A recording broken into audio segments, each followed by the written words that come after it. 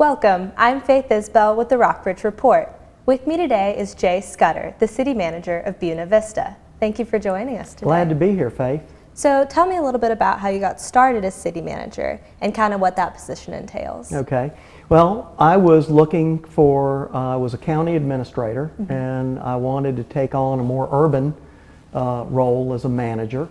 And actually, old city manager that I worked for back in 1994 was helping Buena Vista in an interim role, and I contacted him and went through the interview process, and they offered me the job, and I'm there. Been there for 5.5 years. It's been very good, and good match, good team.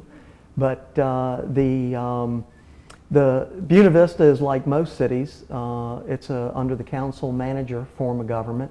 So City Council hires me to manage the city, and the City Council's job is to, work on different activities in the city and set policy and adopt the budget and adopt ordinances and changes like that. And but I basically manage the day-to-day operations and the staff of the city.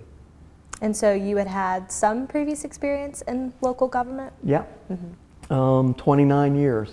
Oh, wow. Yeah, and so I started in 28 years. I started with the city of Lynchburg in a very innovative community development revitalization role. It was a special project of City Council at that time in is either late 87 or 88. It was based on the Chattanooga plan to kind of reinvent the city and spur revitalization, working with a lot of groups. So right out of the gate, I probably had the best education and experience I think somebody in local government could have, because I was involved with all facets of local government and local government agencies, bringing people together, looking for new solutions and ideas to try to solve problems and make the city a better place. It was a lot of fun. Good part of my career. Learned a lot then.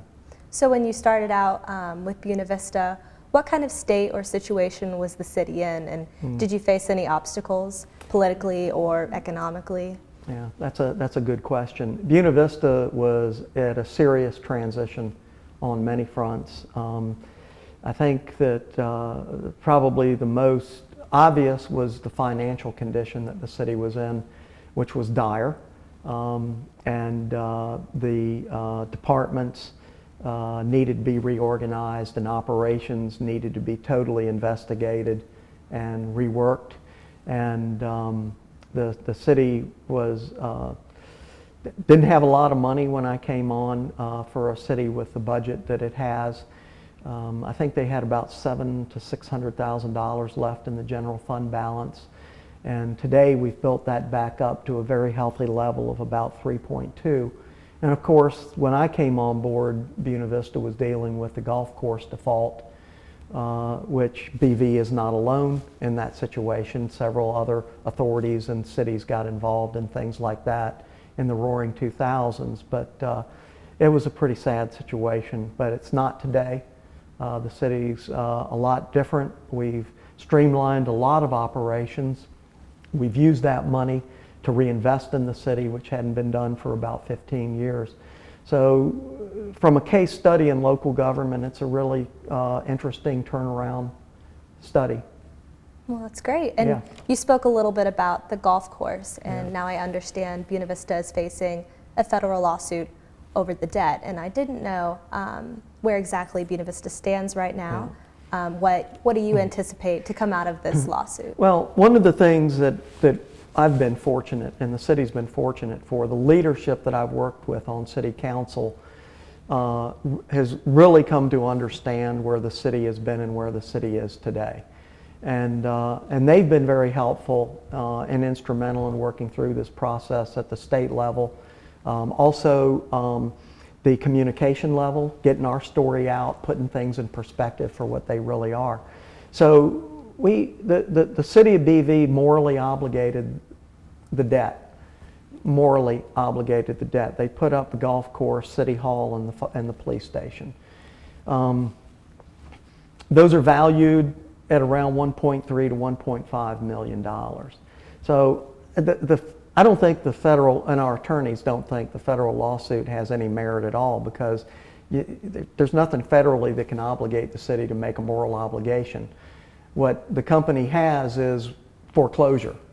And if they want to become real estate owners and go through that process, which is onerous, it would be difficult in Virginia.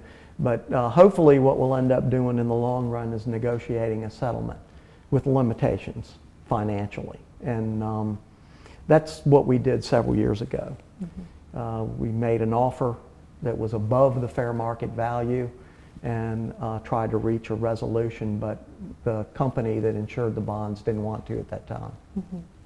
Or they didn't feel like we were coming forthright enough. But mm-hmm. anyway, we think that we're handling it very responsibly. Mm-hmm. So aside from the golf course, some of the other issues or situations that you've handled as a city would be several of your manufacturing plants being closed down. Yeah. Jobs were lost, and mm-hmm. I would assume you've lost some of that tax-based revenue. And how has the city recovered from these closures? Okay. Most of the jobs that were lost have been gained by expansions within other industry within Buena Vista. We've taken advantage of about $300 and some thousand of workforce development grants to help our employers, to help fund our existing employers. So BV still has a very strong industrial base. Just in the paper, Munners, who does a lot of HVAC high-tech systems for the computer industry, is hiring over 100 jobs. The governor just made that announcement. So most of those will be absorbed. We've got a couple other plants that are doing very well in the city.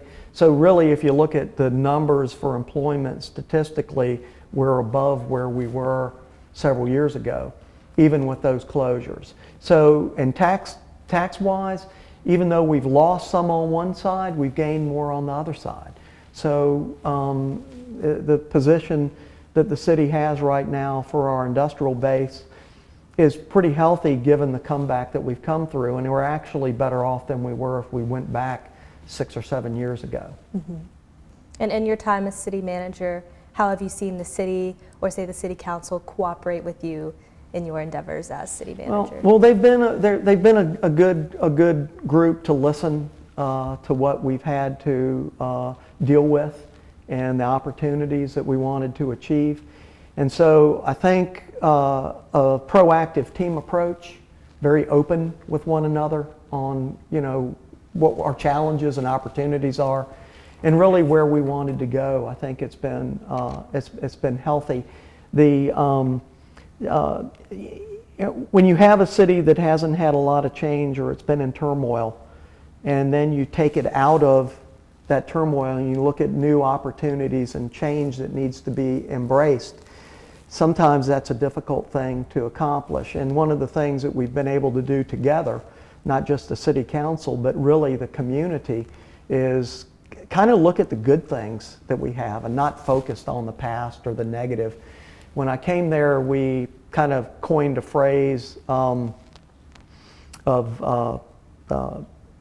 I forget what it is, but look into the future, and a city in motion was the term that we coined, and really that's really been where the city is. So all the opportunities that we have to try to achieve and reinvesting in that incrementally, within our budgets, and paying off debts and doing things like that, which we've done on 2 major occasions, has helped us out a lot. Mm-hmm. And so what would you say your main hope is for Buena Vista in the coming years? I think we're going to go through a pretty significant revitalization. I think we're seeing it now. I think focusing on beautification and fixing some of the things that we can fix. We've for a little city its size, we've tapped into about $2.5 million of federal grant money for roads and sidewalk improvements and extensions to trails, and it's been miraculous when you really look at what's been achieved. And so we're going to just keep on trying, keep on doing that. Yeah. Well, thank you so much for joining me. Thank you, Faith. Glad to be here. I'm Faith Isbell with the Rockbridge Report.